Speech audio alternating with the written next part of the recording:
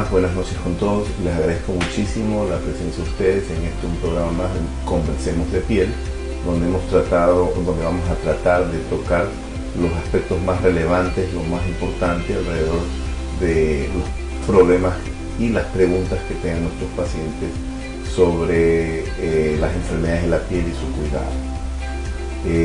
En esta ocasión, este mes, hemos decidido conversar de dermatitis atópica, un cuadro que, según lo que nos habían comentado a través de nuestra línea de Facebook, molesta y preocupa mucho de nuestros pacientes y de sus familiares, sobre todo, como vamos a ver, ¿sí? Y obviamente este programa no va solamente dirigido a ellos, sino a todos, a saber más de los problemas de la piel e inclusive comprender mejor cómo la piel se encarga de cuidar nuestro organismo.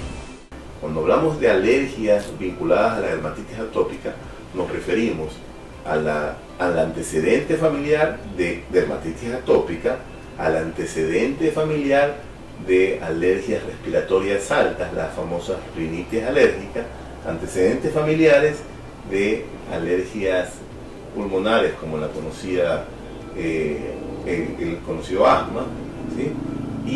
E inclusive intolerancias digestivas, que también es otra forma de expresar de las alergias.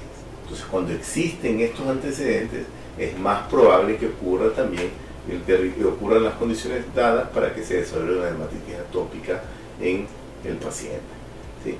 Otro tema interesante es de que puede favorecer el desarrollo de la dermatitis atópica la contaminación, la polución. Esto es importante. Vamos a ver, voy a tratar de ser muy corto en esta explicación, pero grafica lo que en realidad los conocimientos más profundos de la dermatitis atópica. Antes de la caída del muro de Berlín, la Alemania, que tenía una población genéticamente parecida, las dos Alemanias, la oriental y la occidental, ¿sí?, se estudiaron, ¿sí?, luego de la unificación se estudiaron y encontraron que había mayor posibilidad de dermatitis atópica en la Alemania occidental, que en ese entonces había sido sometida a mayor polución. Aunque genéticamente eran muy parecidos las dos Alemanias, la Alemania occidental, que había estado expuesta a mayor contaminación, mayores condiciones de aseo, inclusive, esto es un concepto medio complicado de explicar, menor posibilidad de hacinamiento y la exposición más temprana a medicamentos como antibióticos, favorecía el desarrollo de dermatitis atópica en poblaciones contrastando con una genética semejante, ¿sí?, pero en la Alemania oriental, donde había menor cantidad de polución, ¿sí?, había más hacinamientos debido a las condiciones en que vivían, había menos exposición a antibióticos, y entonces eso nos permitió a nosotros, comprender de que parte de la dermatitis atópica se debía en parte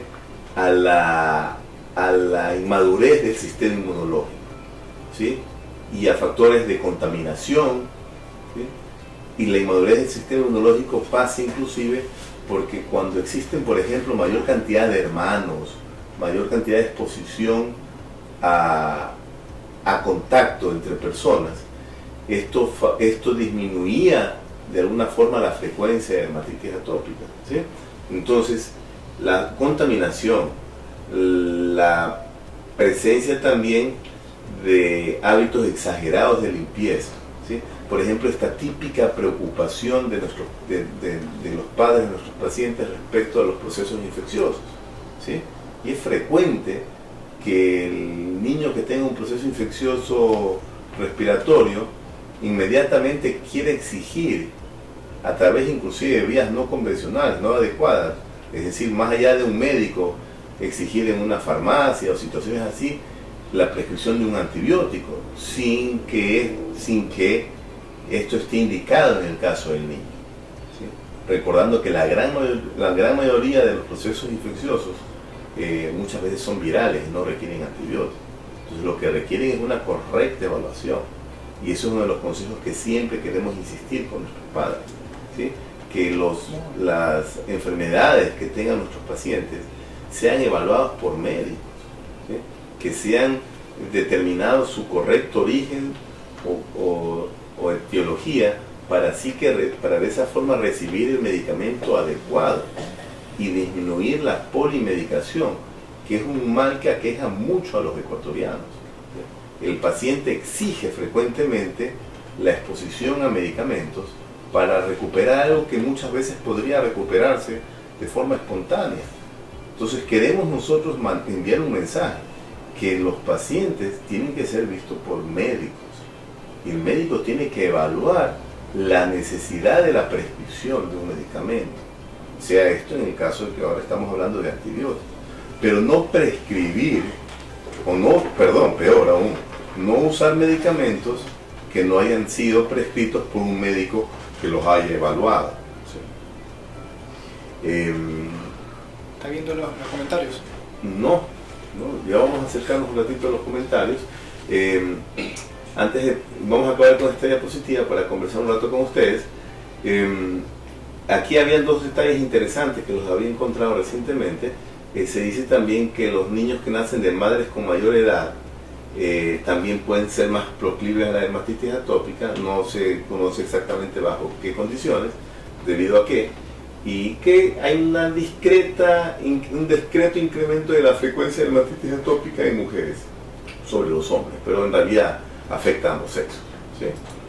¿Cómo diagnosticamos una dermatitis atópica? Vamos a conversarlo en breve. ¿Sí? Vamos a irnos un ratito a los comentarios. A ver. Pablo Vinicio Vivanco. Hola Pablo. Muchas gracias por unirte y comentar. Qué interesante pregunta. Es casi como la psoriasis. ¿Sí? Si quisiéramos ser simples, te diría no tiene nada que ver. ¿Sí? Y de hecho, se dice que inmunológicamente, no vamos a hablar del tema inmunológico porque nos alargaríamos muchísimo y no creo que sea adecuado. ¿Sí? Inmunológicamente se dice que la respuesta de nuestras células de las defensas, nuestros linfocitos, es diferente la que provoca la psoriasis a la que provoca la dermatitis atópica.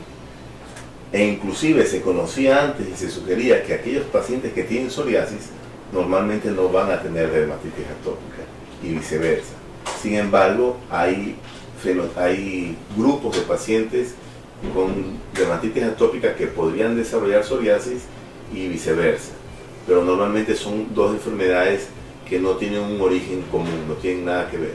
O sea, prácticamente la posibilidad de desarrollar dermatitis atópica en un paciente con psoriasis es más baja y viceversa, ¿sí? Porque son mecanismos inmunológicos diferentes. Ya cuando quisiéramos diferenciarlas entre una y la otra, como lo mencionamos en el capítulo anterior, que fue que hablamos de psoriasis, la psoriasis más frecuente, la más conocida, la clásica, afecta normalmente las zonas de extensión, las articulaciones. En cambio, la dermatitis atópica más clásica afecta las flexuras. Si quisiéramos nosotros explicar así de forma icónica a la dermatitis atópica, la dermatitis atópica muchas veces en su momento más inicial recuerda a un salpullido, ¿sí?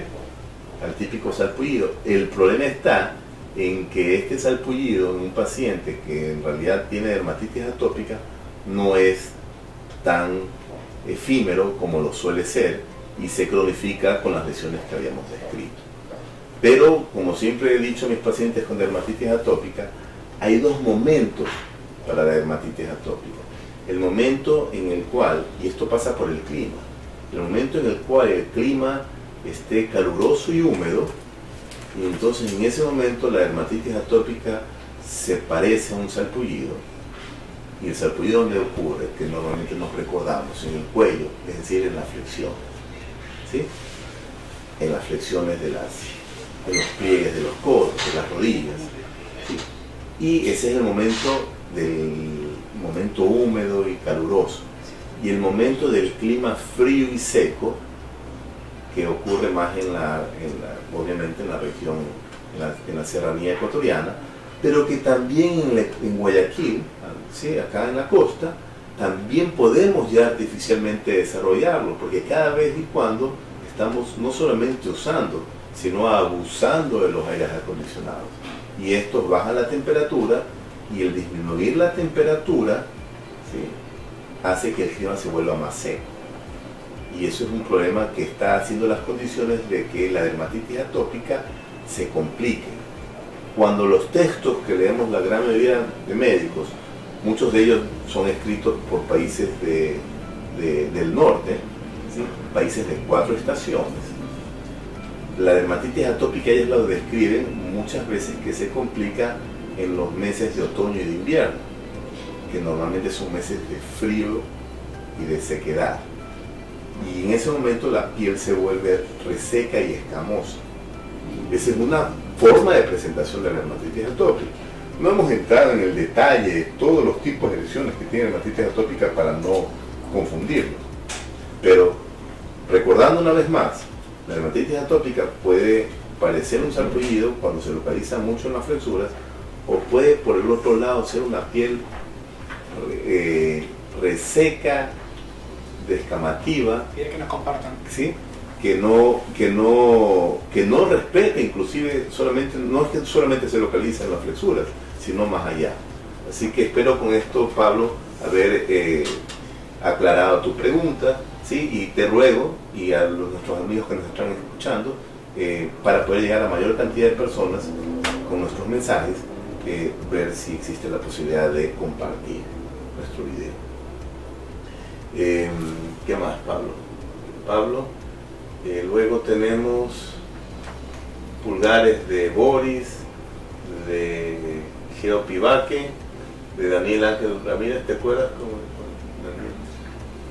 Alumnos bueno, yo creo que están hablando entre ellos, ¿no? Alumnos.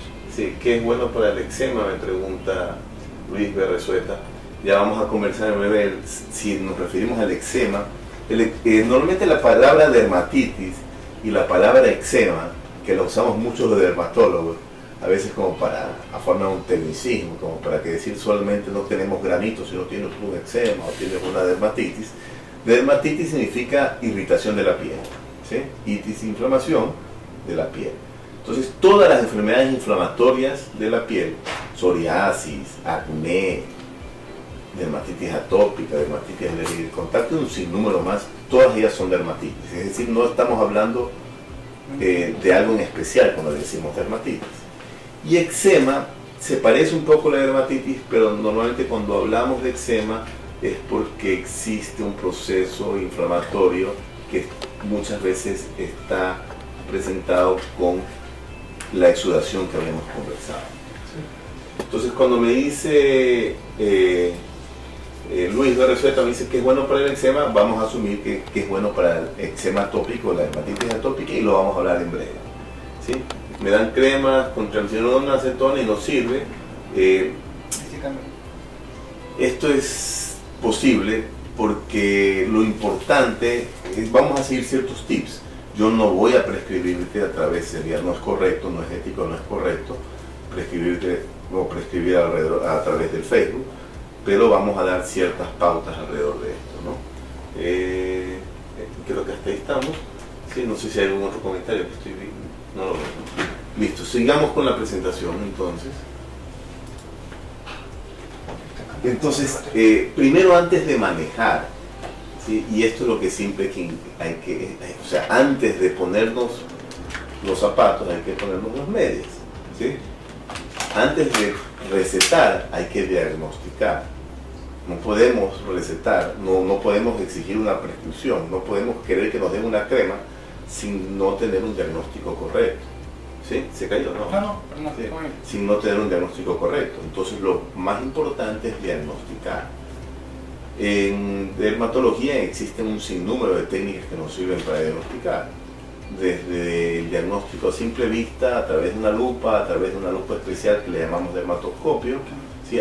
Ayudándonos también por exámenes complementarios como exámenes de sangre o también la famosa biopsia para poder llegar a un diagnóstico más concluyente. Sería interesante en capítulos posteriores hablar un poco acerca de la biopsia. Sin embargo, si queremos hablar de dermatitis atópica y diagnóstico, normalmente la dermatitis atópica no requiere una biopsia para confirmarla, salvo ciertas características atípicas de la dermatitis atópica o cuando se parece más a otras enfermedades. Normalmente el diagnóstico es hecho clínicamente, existen criterios diagnósticos, sin embargo, muchos de estos criterios ni siquiera los seguimos para llegar al diagnóstico, lo hacemos de forma mental, como veníamos conversando. El territorio principal es el antecedente del paciente, sea el antecedente familiar o sea el antecedente personal. El antecedente familiar de algún tipo de alergia o el personal de lo mismo. Un niño que tenga un diagnóstico de asma obviamente va a ser más proclive a tener un diagnóstico de dermatitis atópica si tiene fundamentalmente el proceso en la piel. Y de ahí existe la otra característica fundamental para el diagnóstico de dermatitis atópica, inclusive en ausencia de lesiones, que es la picazón, ¿sí? Entonces tenemos el territorio del antecedente, el territorio de la picazón, que es fundamental.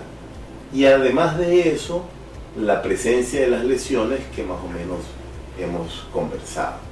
Después de eso, lo más importante es saber si la enfermedad es limitada o si la enfermedad es muy extensa y severa.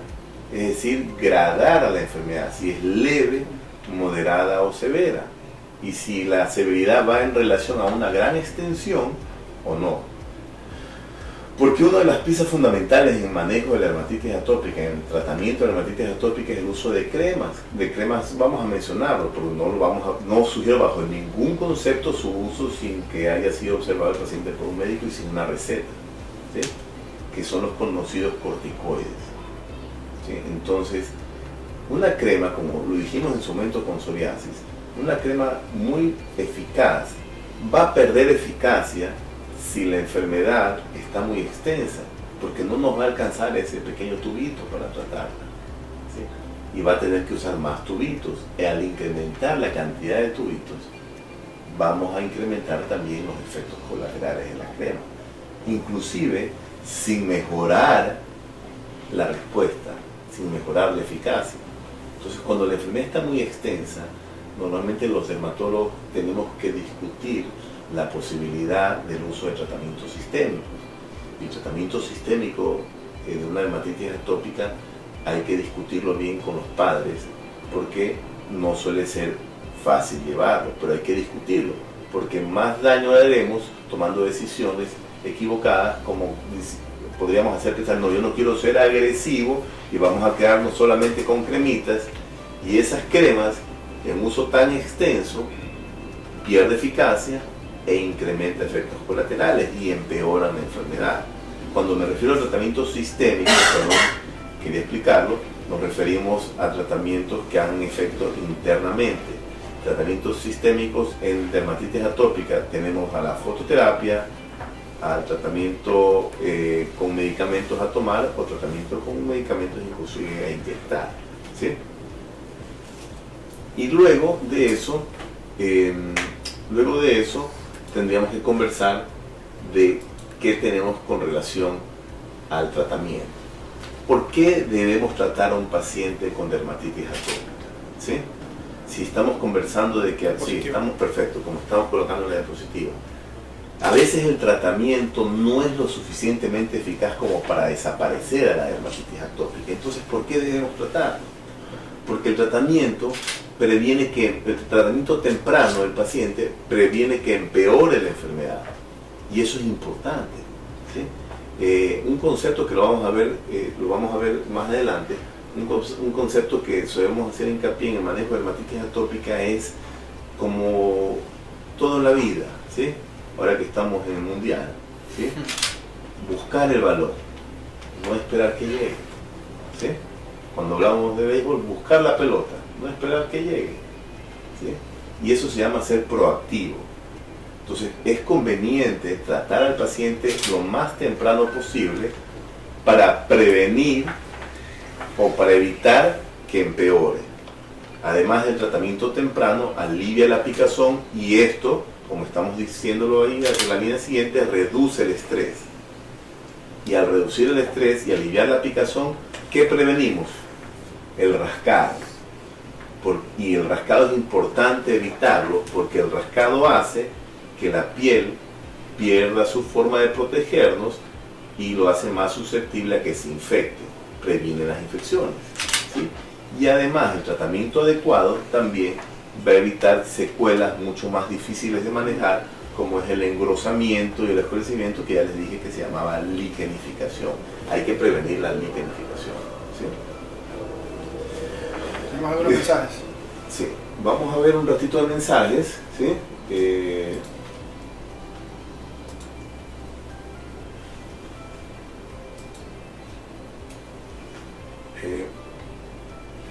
Nos han dicho que no se escuchan, pero Luis me dice que sí nos escucha y Rubén nos comenta que nos está saludando. Sí, estamos con un audio. Ok. Entonces, el tratamiento va dirigido a esto, ¿no? Primero, a controlar las infecciones, ¿sí? Perdón, controlar la picazón. Controlar la picazón es fundamental, porque hemos insistido inclusive que para el diagnóstico de la enfermedad necesitamos saber que el paciente le pique.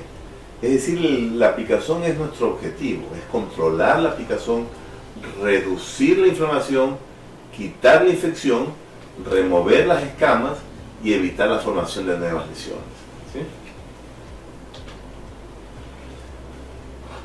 Dentro de los tratamientos para nuestros pacientes, ¿sí?, queremos hacer hincapié en tres cosas en el que vamos a hablar de tips alrededor de esto: el baño, el uso de humectantes y el alivio del disconfort, ¿sí? Los baños tienen que ser cortos con nuestros pacientes, no pueden ser prolongados, ¿sí? Los baños prolongados resecan más la piel y ponen más en contacto con jabones que pueden resecar e irritar más la piel. Entonces los baños de nuestros pacientes tienen que ser cortos, ¿sí? Tiene que ser con agua a una buena temperatura, no tiene que ser un agua tibia, caliente, tiene que ser ligeramente tibia y tampoco agua helada, fresca, baños cortos, y debe ser hecho con jabones sin detergente. Respecto al jabón sin detergente, es interesante porque a veces lo podemos encontrar nosotros en en jabones de barra o en jabones líquidos. Entonces, y recordar que no todos los jabones son hechos para nuestros pacientes. Quiero recomendar de forma definitiva que hay que disminuir el uso de los famosos jabones antimicrobianos, que muchas veces el tratamiento de la dermatitis atópica no debe ir dirigido a matar todas las bacterias, sino más bien el tratamiento de la dermatitis atópica, el baño en este caso, es a barrer, ¿sí?, de una forma fisiológica con las impurezas de la piel y mantener hidratada la piel al mismo tiempo. Más daño hacemos sobre nuestra piel al exfoliarla muchas veces, disminuyendo de esa forma el efecto de barrera que tiene nuestra piel, y facilita la resequedad y la sobreinfecciones. Asimismo, soy un convencido de que hay que insistir, no solamente para la dermatitis atópica, lo dijimos sobre la psoriasis y casi todas las enfermedades, hay que insistir en la correcta humectación de la piel, ¿sí? El uso de humectantes tiene que ser constante, ¿sí? No buscar la crema fuerte para desaparecer la enfermedad si ni siquiera estamos en capacidad o ni siquiera nos hemos concentrado en utilizar un humectante. Más importante que buscar la crema más fuerte para desaparecer la dermatitis atópica está en un uso correcto del baño correcto y un uso correcto de humectantes. Y por otro lado, el alivio del disconfort y tips como por ejemplo cortar las uñas de forma adecuada a nuestro niño para disminuir de esa forma el efecto del rascado, ¿sí? Evitar, como ya lo dije hace unos segundos, evitar la exposición al clima frío y seco, ¿sí? Evitar la exposición al clima frío y seco.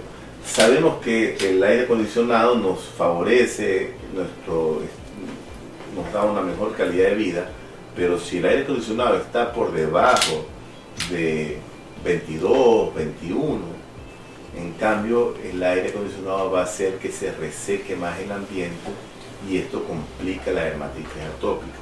Una buena tips alrededor de esto, de pronto usar el aire acondicionado, pero no olvidar de pronto utilizar una lavacara de agua que la cambiemos todos los días para poder humidificar el ambiente, que es importante. Y así vamos a observar cómo inmediatamente se evapora toda esta agua cada día, ¿sí? Entonces, aliviar el disconfort es fundamental, ¿sí?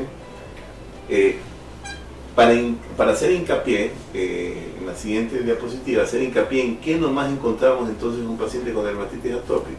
Está la piel eritematosa o enrojecida, la presencia de granos, ¿sí?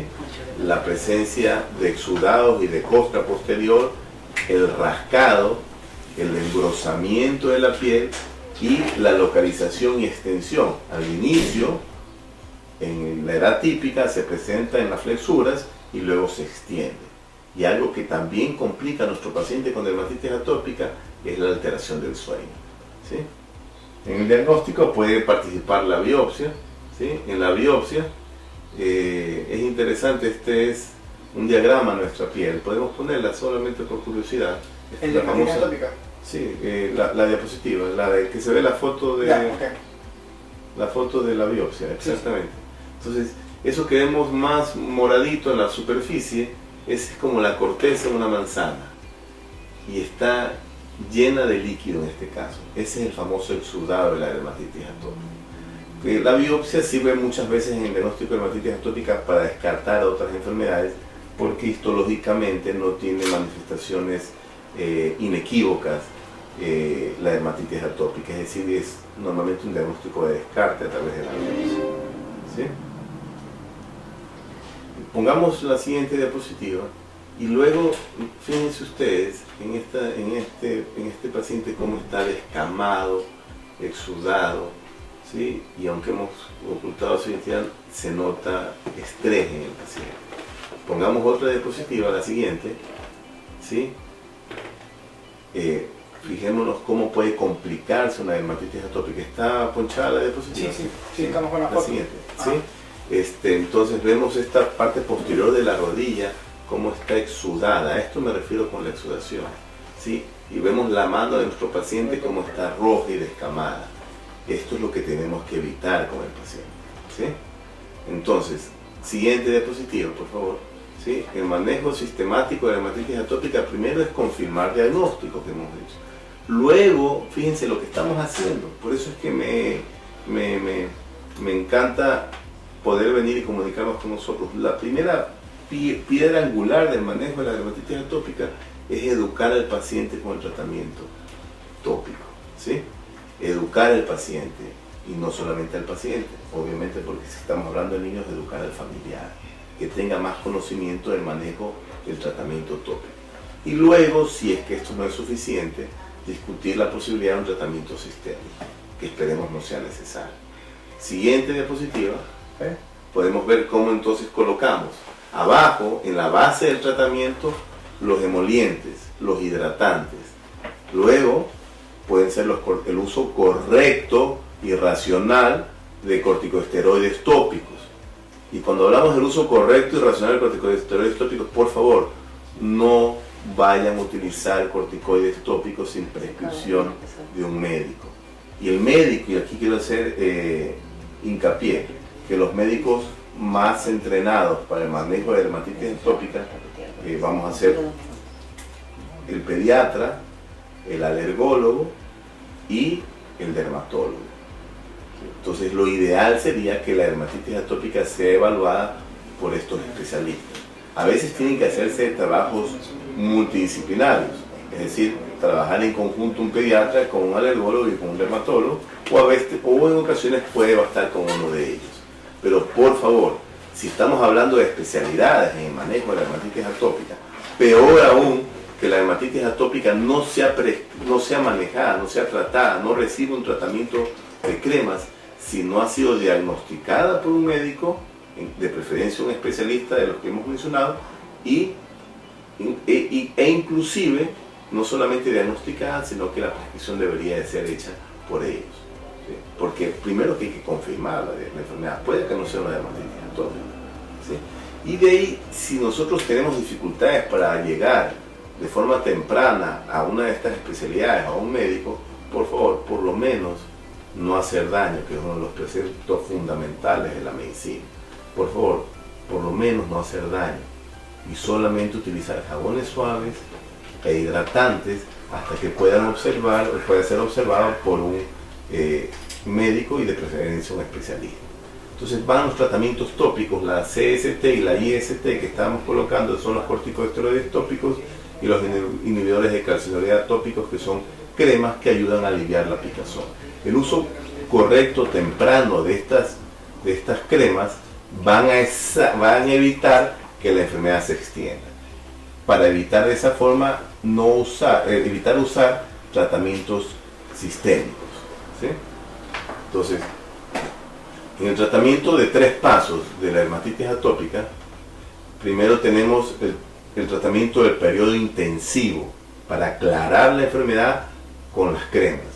Luego, individualizar el tratamiento según el paciente sea, con el uso intermitente de las cremas activas como los corticoides o como los inhibidores de la calcineurina, y el uso de emolientes, de hidratantes para prevenir los brotes.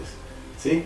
Y luego, y esto es lo que les dije, el continuar con un tratamiento proactivo, que el paciente, y en este caso los familiares más cercanos, la madre, ¿sí?, detecte en el momento que está recrudeciendo una vez más la dermatitis atópica para atacarla inmediatamente. Si la atacamos tempranamente, vamos a prevenir la exacerbación de la dermatitis atópica en un brote más descontrolado. ¿Sí? Entonces, el tratamiento siguiente, el tratamiento es un tratamiento proactivo. Lo que normalmente se conocía antes era un tratamiento más reactivo. En el tratamiento reactivo, la enfermedad controla al paciente y eso no queremos. ¿Sí? Nosotros queremos que el paciente o el familiar controle la enfermedad, la cure la enfermedad. Es atacar antes que ella nos ataque. Entonces, para eso necesitamos trabajar en conjunto con el dermatólogo, con el especialista, para que aprendan a detectar tempranamente los brotes de dermatitis atópica. Siempre hay algo nuevo que aprender. ¿Sí? Visitar periódicamente al dermatólogo va a hacer que aprendamos mayor cantidad de técnicas, de tips, para atacar tempranamente la enfermedad, a detectar tempranamente la enfermedad, para así evitar los brotes. Y recordar que el paciente con dermatitis atópica, una de las características de la misma enfermedad es ser proclives a otras infecciones. Entonces el paciente puede tener una dermatitis atópica, pero además puede tener una infección bacteriana, puede tener una infección viral, puede tener una infección micótica. Es decir, no todo lo que tiene el paciente con dermatitis atópica es susceptible de ser curado con corticoides. Si yo le pongo una crema con corticoides a una lesión por hongos, la enfermedad se extiende. Y lo mismo va a ocurrir si se lo pongo una infección bacteriana o viral. Es decir, no todo lo que tiene el paciente con dermatitis atópica va a mejorar. Quizás hasta empeore si usamos el corticoide sin la asesoría, sin la vigilancia cercana de su especialista de confianza. ¿Sí? La humectación y prevención es fundamental. ¿Sí? En esta diapositiva no la vamos a leer exactamente, pero lo que más decimos en esta diapositiva es que inclusive el uso de humectantes tempranos, eso está científicamente comprobado. El uso temprano, me refiero temprano en la vida del niño. Si una persona es alérgica, un padre es atópico, o una madre es atópica, o los dos son atópicos, tienen que llevar tempranamente a su hijo para poder tomar medidas preventivas y así disminuir la posibilidad de que este niño desarrolle dermatitis atópica. Entre estas medidas, una medida muy correcta es humectar adecuadamente la piel desde temprana edad.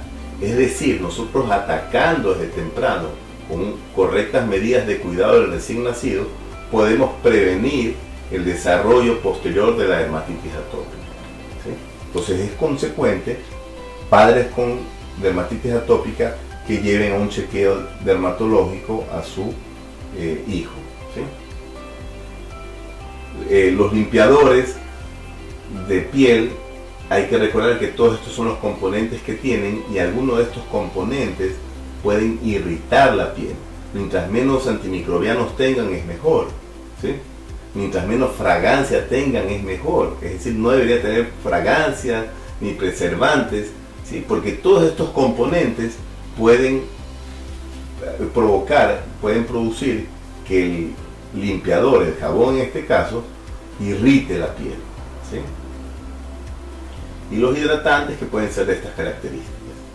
Fíjense nosotros, nuestro paciente, como en este caso, el que habíamos observado tempranamente, cómo hemos logrado controlar su dermatitis atópica con el uso de tratamientos sistémicos que van en el orden de inmunomoduladores.